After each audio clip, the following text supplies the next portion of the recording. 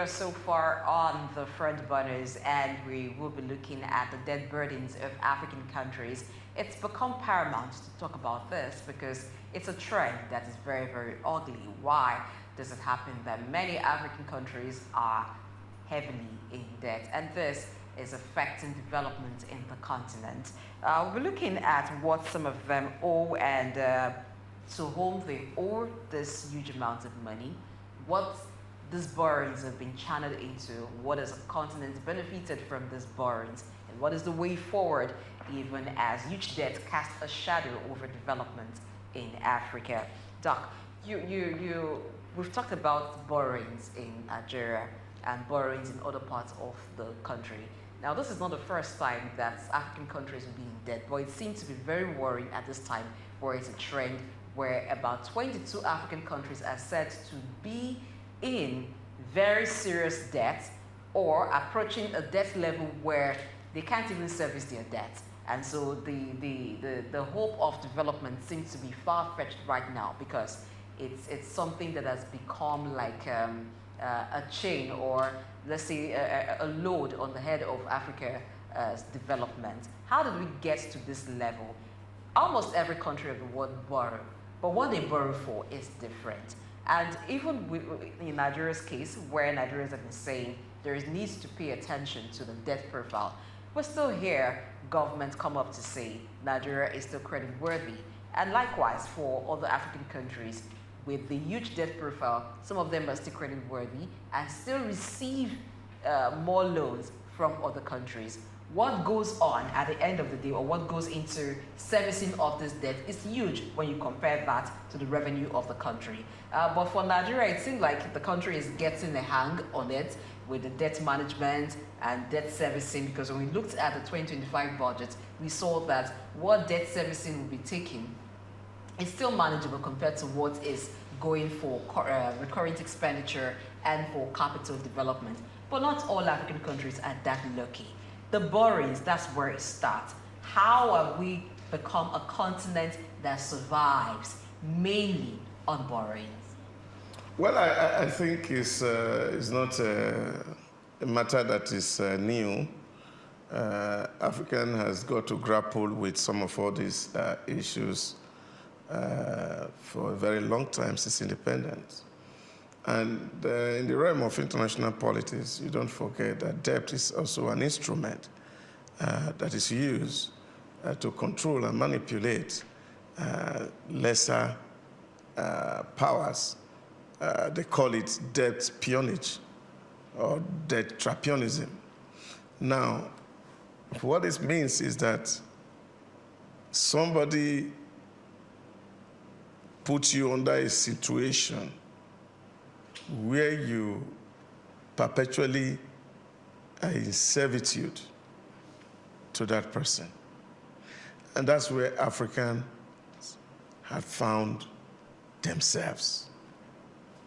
And it's unfortunate that the African leaders themselves don't sit down to actually conceptualize their own development by themselves. I watched a clip on the social media yesterday. One of my mentors in international studies on our sister channels, talking about how disappointed he was about Donald Trump's inaugural speech. And said it was the worst he has ever heard in his life. And I said, I was quite different in opinion, because it was the best I have ever heard since I was born. Where somebody come out to speak the truth concerning his country. And he is saying, oh, he just talked about rabble rousers, and he did not have anything left for the entire of the world. America is not the headquarters of the world. These guys built their economy to a point where they could exert power, influence on every other society in the world. And now this influence is waning because now America is falling victim to debt trapionism, which is what they are doing in China. And that's why yesterday it was quite clear, and the man said, this is where I'm going. We cannot continue to tax our people who are already overburdened. We have to put tariff on those of our friends who are exploiting us. And he has set up a ministry of external revenue, which is the first of its kind in the whole world, to aggregate revenue from all friends and enemies who want to do business in America so that they can build an America that is prosperous. And I think this is where African leaders need to take a cue from. If you remember when Nigeria had independence at 1967, when Gowon became the president of Nigeria, it's written and touted that he went to an international conference once and he said, Nigeria don't have a problem with money. What our problem was how to spend it. And that phrase has been ringing in the head of anybody who gets into study political science. You know, because we, to that level at that point, were self-sufficient and we were making resources, and a lot of things, oil was just opening up and money was coming in, and Nigerians didn't really have need. Money wasn't a problem, so we could go as far as to pay civil servant salary in some African country. And then, of course, the big brother status of Nigeria started in the continent. Now, but what do you find? The international multilateral institutions, the Bretton Woods institutions, came to us and to put pressure on us that we needed more money so we can build more roads, build more infrastructures to accommodate our people. And we started to borrow money we didn't need as a country. But what that has turned us into, it makes us into an appendage to the West. You can imagine the state of Africans' indebtedness to both Asia and the West, which is 4 times its own GDP. So what that means is that Africa has overborrowed, with Egypt having over 370 billion US dollars in debt, South Africa over 273 billion in debt,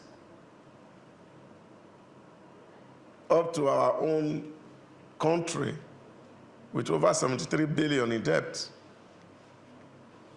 So when you aggregate all this together, what you see is that we cannot assert our self-worth among the Committee of Nations. And I think that's where we need African leaders to sit down and reconceptualize their development, prioritize what is needed, and see how we can use what we have to get to where we want to get to. And I think that concept is becoming very popular in entrepreneurial studies right now. You know, they call it the principle of effectuation, where you have to rely on what you have to build your wealth, rather than resorting to other countries of the world to give you more money that you don't even have intention to pay back. Having an intention to pay back when borrowing money is one thing, and that's on the part of Africans to demand accountability from their leaders to ensure that whatever money is being borrowed, there is a plan, there is a payment plan for that money, and that money is well utilized. But on the side of the creditors, there seems to be some foul play by the creditors. Now, some analysts have called out the credit rating agencies. There seems to be, the position is that the credit rating agencies are unfair to Africans, that in the rating, Africa is positioned as very high risk. So that takes up the interest rate and makes it more expensive even for the funds that are borrowed. So it becomes more difficult for Africa to pay. With the recent challenge of even servicing debt, the multilateral institutions are still loaning to African leaders, are still loaning to African countries. But what we found different is that the conditions attached to the loans have become more stringent. And if you look at them, it seems like, how do you expect that these African countries are able to come out of debt? There was an instance when Egypt wanted to secure loan from the World Bank, and they were asked to devalue their currency. So when countries devalue their currency, what that means is that when you compare the exchange rate between what you're borrowing in dollars and the exchange and the currency of that country, it becomes much more difficult, or what they borrow becomes more higher, and the cost of servicing that debt becomes higher. But still, these countries will still borrow. I understand that Africa has its own share of the blame to deal with, has its own issues to handle with your leaders. But that's all the creditors and the credit rating agencies. What's your take on that? Oh, the creditors and the credit rating agencies appear like they are working together. And of course, this is within the eye of global business. The more Africa is reliant on the West, on the multilateral agencies, on the global financial institutions and foreign governments, the better for them, so they can be able to dictate the pace in which our economy goes. You spoke about Egypt. What about Kenya, when China threatened to take over the seaports last year? You see, when Africans went borrowing, at that specific point in time, the profits and the interest for those borrowings that we're going to get were smaller. So we consistently went to borrow from them, and it's just as a result of accumulation. Little wonder when during Buhari's administration, we were talking about 70%, if not 80% or more to service foreign debt, until the current administration came in and the backlog of foreign, the backlog of the forex were paid. It's going to continue that way, because one of the reasons when the African Development Bank came into the picture, having a meeting with all the ministers of finance, or with most ministers of finance in the African countries, and they looked in-depthly to see how this debt crisis is growing out of hand, because there's no money anymore for building roads, building infrastructure, or create the required environment, not just in places like Lagos, but in other places too, for businesses to thrive. There's no money to build schools anymore. There's no money to build infrastructures or public facilities like hospitals. So the debt crisis mounted with the high-headed monster that we fight in this clan, corruption, which is the last straw that broke the camel's back. You don't expect African countries to be able to live up to their responsibilities. We talk about the financial rating, the international financial ratings, and those are foreigners who want to always give loan to Nigeria. What do we use them for? Well, I think one point you also will need to understand, and this is why I told you where I started. Debt is a multilateral instrument that is used in international relations to condition the behaviors of states. Mm-hmm.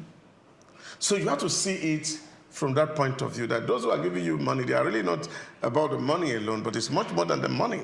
But at what they are aiming at, which started after the end of colonization, was to extend colonialism by another means. And that is subjecting you to, you just mentioned the case of Kenya. Uganda was prior.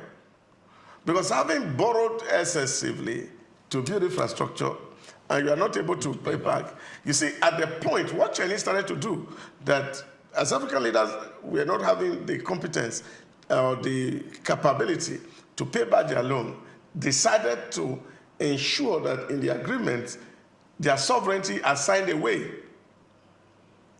And I also understood, I remember the last Minister of Transport, even in our own country, where people are having this conversation about the Chinese loan on the rail, and say, why will you want to sign off the sovereignty of Nigeria by having a clause on that agreement that if we cannot pay back, then China will come and take over that infrastructure and run it. And for him, it was better off.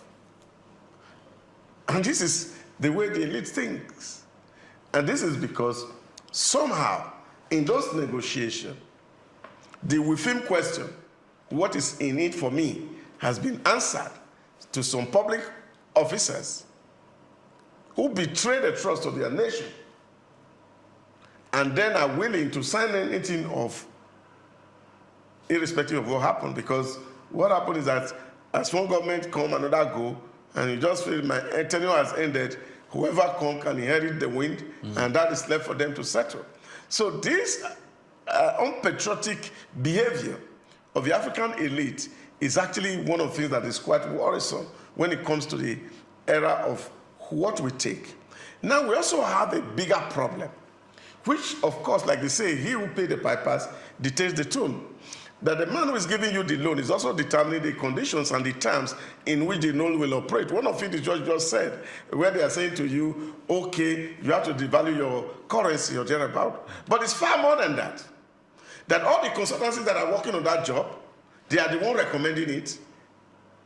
Where you are going to buy the input that you are going to use for that project, if it's a capital project, they are the one that is going to supply the material. So at the end of the day, you actually would have taken a loan of 15 billion, and what cash that actually come into your economy is actually maybe 3 or 2 billion. Yes. And the 14 billion remain in their country, which are never really moved, because you are subjected by the agreement that you have to determine, they determine where your suppliers are going to come from. And that is not a fair loan. And that deal is not fair. So which means I don't have opportunity to go out to negotiate elsewhere for cheaper prices. Because you are saying the credit rating doesn't even favor you. So you are saying to me, this is where you must buy. And it's written down as part and terms of that loan. And so I must buy from that, whether it's expensive, it's immaterial at that particular point in time. But because we're desperate to take the loan, you do the needful. That happened to us even when in 2004, thereabout, we were planning to borrow more money from the World Bank and IMF, and they were saying, oh, there was no more money. And they said, oh, if you are not going to, if we must give you any further money, you must set up a Bureau for Public Procurement. By the way, EFCC just told us that 90% of all our corrupt cases happen through the door of procurement. Now, you must set up a Bureau for Public Procurement. Then, of course, you must set up a Fiscal Responsibility Commission. That these two were critical institutions that you must set up if we must give you money. Now, because we needed the money very desperately, we were not really interested in those institutions. And government hurriedly put those institutions in place so that they can access the money. Funds. And that's why you see, for example, you see in the Public Procurement Act, 2007, the council, which is recommended by that act, because the act was developed by both the World Bank and Nigerian government, to say there must be a council that oversees these things. That council has never been set up for once. In short, somebody said recently, jocularly, that there were some clauses that were hurriedly cleaned from that act to ensure that they are not strong enough to hold us accountable. And I think this is a problem of African leaders who put generation upon generation into a burden of debt that we are not able to come out, but we are now slaves to our creditors, and we are doing their biddings, and we cannot act as a free people among the Committee of Nations. Now, African countries are aware of this because it's been going on for years. But still, they put their hands deep into the debts. They keep borrowing and borrowing. Once a country has already been heavily indebted, chances are that country will keep sinking deeper into debt because you need money to service the debt. And you need money for other projects. So because the country is not making enough and there is debts to service, debts to pay up, whatever they have will keep going into debt. And sometimes they borrow to take care of debts on one hand, and then the debt keeps piling up. At one time in this country, Nigeria received debt forgiveness during the administration of former President Olusegun Obasanjo, when Dr. Kunjo-Iweala was Minister of Finance. And Nigerians were very happy and felt relieved that, oh, this burden is off us. It just took a number of years for Nigeria's debt profile to increase again. And that has also happened in other countries of Africa. Why is it that African leaders seem not to learn? If we talk about some African leaders being unpatriotic, is there a system that perpetually brings to power unpatriotic African leaders? When is Africa ever going to get out of this debt? Because many of them have been asking for debt relief. It is the evil of democracy. Is it really an issue of democracy? No, yes. Let me tell you why it is the evil of democracy. And it's a very simple fact. And I think it's what a lot of people need to come to terms with, especially the democracy that we play in Africa. In a democratic environment here, you see people coming into power, promising to build air conditions on the bus stop, feed everybody that is in the country, and make life very, very meaningful to the people. Now, when you are coming to tell the people what you are going to do, you stand on the podium in the name of manifestos to lie to the people, even things you know that are not possible. And unfortunately, when we engage these personalities in the media to even ask them questions, we fail to ask them some questions that we should be asking them and be majoring in the minor. Somebody is telling you, I'm going to take 100 million out of poverty. How? That requires money. Where will the funding come from? And if you get the money, how are you going to spend the money? So that it can become measurable. So what do you find? By the time they get into office, they see that what is in the coffers is different from what they were having in their mind while they were campaigning. And now they are trying to adjust the balance, because in another 4 years, you have to come to justify the lie you told last year. So for you to look good in the eye of the people, you naturally will come back to again look for how to look for money here and there to package yourself to come repeat the same lie after 4 years. And this is the problem of democracy. Because we cannot come to tell the people and say, this is not possible. That if we have to go this line, this is what exactly we have to do to achieve this result.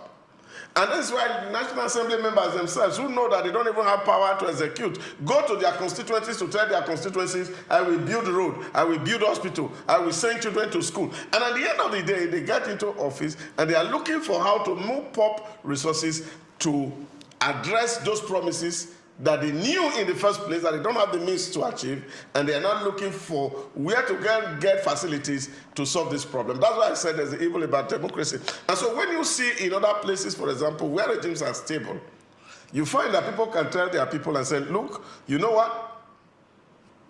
This is where we are going. We can't go here.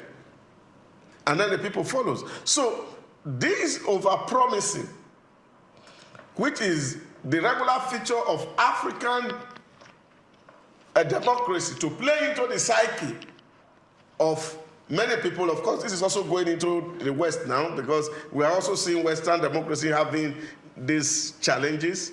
Every day I watch Kemi Badenoch attacking the Prime Minister of UK, the Labour Prime Minister, and keep talking that, look, this is what you are doing, you are going to fail. Because they were there yesterday and they did nothing really, they also failed. We saw changes in one election cycle, over 4 Prime Minister went out, because the fact is that once you are not coming to engage your people with through, to tell them the state of the affairs, of things that are doable, and you make promises, then of course you are duty bound to see how to make this promise come true. What you will do is, at the end of the day, you have to look for where to borrow to be able to redeem the image that you already don't have. Okay. Doc, I disagree with you in that it's because of democracy. First, are we really practicing democracy in Nigeria? If we look at the arms of government, the executive, the legislature, and the judiciary, for many times, it seemed like the executive and the legislature belong to one party in court, because you don't see that sort of resistance. You don't see that sort of opposition and challenge to certain things that the executive arm of government wants to do, whether at the federal level or at the state level.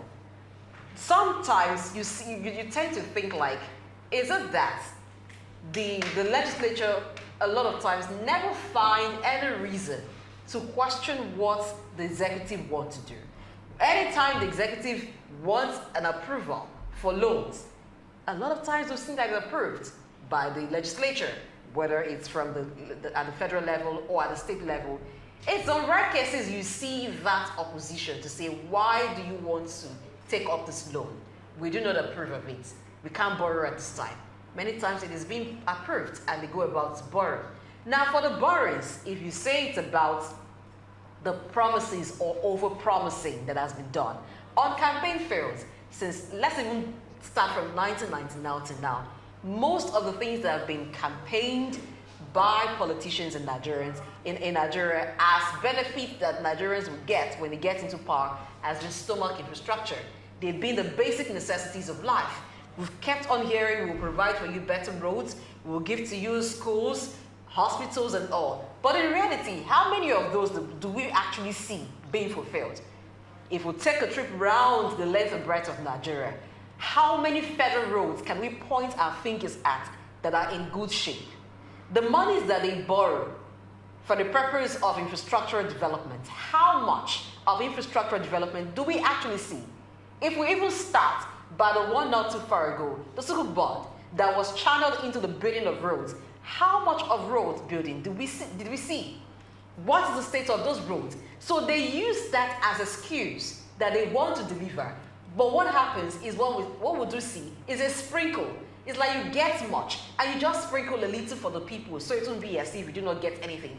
And a lot of times this happened during the first tenure, so they can get re-elected into office. By the time they're there for second tenure, really nothing much happens. So the people or democracy cannot be the excuse. The elites have been borrowing for themselves. They've been expending this money for themselves. We've seen in a time where Nigerians are heavily burdened, SUVs being bought for lawmakers. So that cannot be the reason.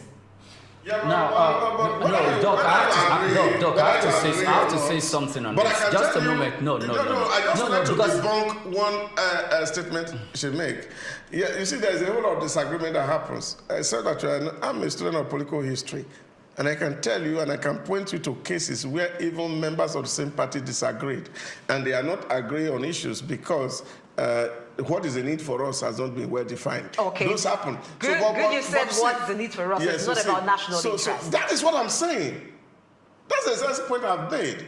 That what you find in the brand of our democracy is the fact that the elite who are riding on our emotions are using the democratic avenue to actually create problem for us and enrich themselves in politics. That's the point I'm making. And that's why the allusion you make to the first tenure, it is. Because why do you see that they start a project here, they start a project there, they start a project there, they start a project there? Because they want to use it for campaign in the second term.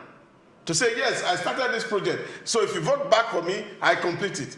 They don't even have the intention to complete it. Now, those projects they are starting, they don't have the money to start it. They actually have borrowed those money to start it. So they don't have the intention to finish it. But they just needed it for affirmation from the people that, oh, our governor is working. Our president is doing something. Okay. He has started a project. Now, and therefore, he can win the next election. So if the electorate are enlightened enough to understand that, look, if government has to do anything or promising you that they are going to electrify all the forests and build houses for everybody who is alive, we should be able to put them to question, to ask them real, genuine question. How are you going to achieve this? Where is the money going to come from? What's the source of funding?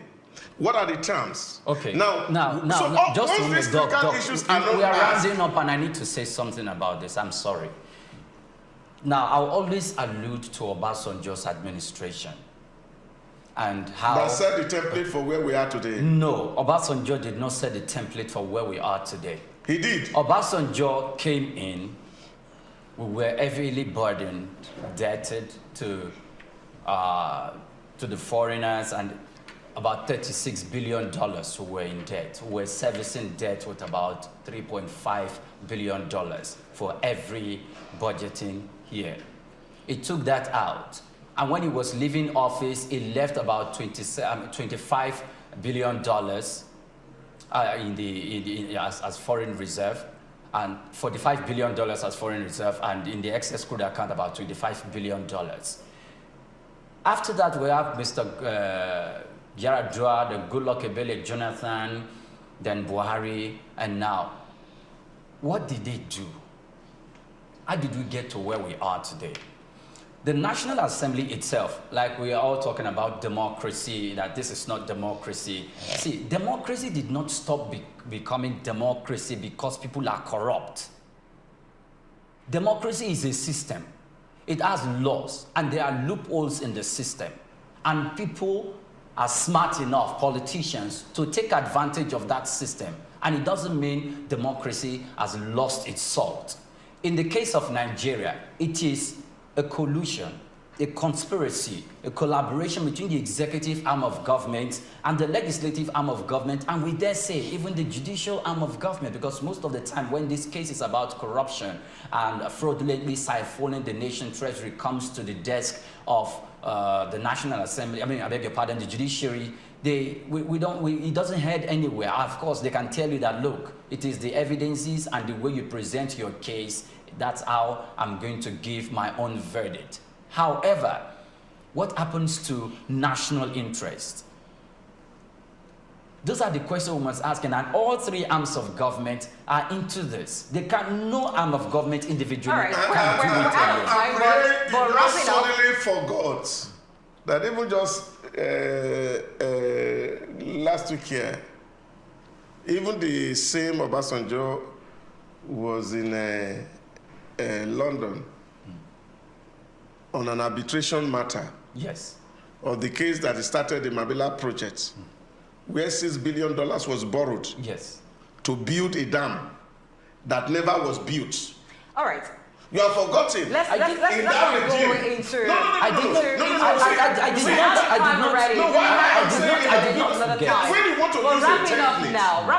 to use a template, let's understand what these things are. Because himself was involved. We understood what it cost Nigeria for the aborted Totem project. The Totem has nothing to do with debt management and how African countries are so much indebted to the West. All those money we were spending. About all of that. We're out of time. We need to leave here. Are borrowed money. Doc, we need to leave here. Well, he paid our debt. We need to and leave that here. alone we must give him we need credit. to make room Not all for. the debt, just Paris loan, not all the debt. We need to make there was a room debt for in World 36 Bank, billion there was a debt in World Bank, there was a debt in IMF. We would have We to only have paid a Paris debt, conversation. and it was forgiven, not even paid. Oh, well, it was due to no his more, negotiation please. We're out of actually. time. We're out of time. I think I need to get a whistle, and I'm going to be blowing it here. So if I blow the whistle once, and you continue, you're going to pay me some money.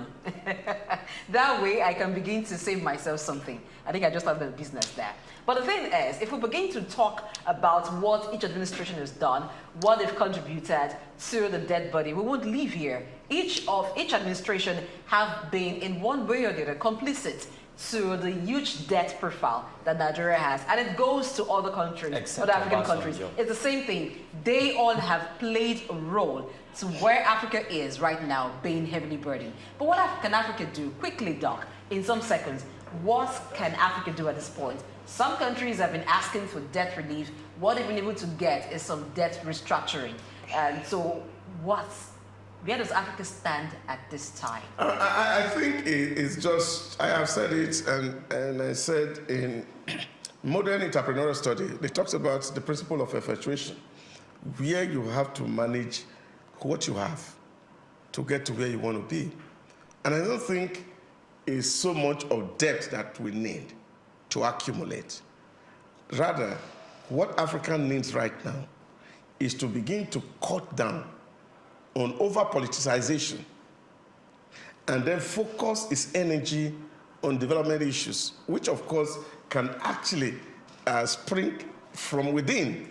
We have a lot of resources we can rely on, and if we depend on what we have and we use it judiciously, just like the President of America said yesterday, there's a liquid good under earth, and we are going to mine it, baby, mine it. So that is what it is. So we have to make use of what we have, ensure that our people are happy, ensure that we are not unnecessarily getting ourselves into the slavery mode that debt brings to those who take them.